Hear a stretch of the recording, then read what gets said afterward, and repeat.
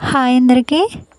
Morning టిఫిన్స్లో కానీ evening స్నాక్స్లో కానీ ఎలా అన్నా అప్పటికప్పుడు హెల్తీ రెసిపీస్ పిల్లలకి చేసుకుని పెట్టుకునే విధంగా బొబ్బర్ల తాలింపు ప్రాసెస్లోకి వెళ్ళిపోదాం. ముందుగా ఒక గ్లాసు బొబ్బర్లు తీసుకుని శుభ్రంగా ఒక 2 సార్లు వాష్ చేసుకుని ఒక 2 గంటల సేపు నానబెట్టుకోవాలి.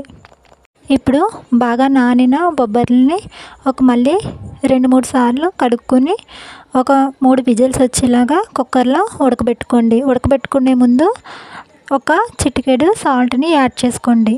ఇప్పుడు స్టవ్ వెలిగించుకుని ఒక కడాయిని పెట్టుకుని 1 స్పూన్ ఆయిల్ అనేది యాడ్ చేసుకుని ఒక చిటికెడు ఆవాలు, చిటికెడు జీలకర్ర, అలాగే చిన్నగా తరిగి పెట్టుకున్న ఉల్లిపాయలు, పచ్చిమిర్చిని కూడా యాడ్ చేసుకుని లాస్ట్లో కరివేపాకును కూడా యాడ్ చేసుకుని మంచిగా వేయించుకోవాలి. ఇప్పుడు మనం ఉడకబెట్టుకున్న బొబ్బర్లను తీసుకుని ఒక ప్లేట్లోకి ట్రాన్స్లేట్ చేసుకుని అవి కూడా యాడ్ చేసుకోవాలి. అంతేనండి, ఎంతో రుచికరమైన బొబ్బర్ల తాలింపు అయితే రెడీ అయిపోయింది. ఇప్పుడు మనం స్టవ్ ఆపుకొని సర్వ్ చేసుకోవడమే.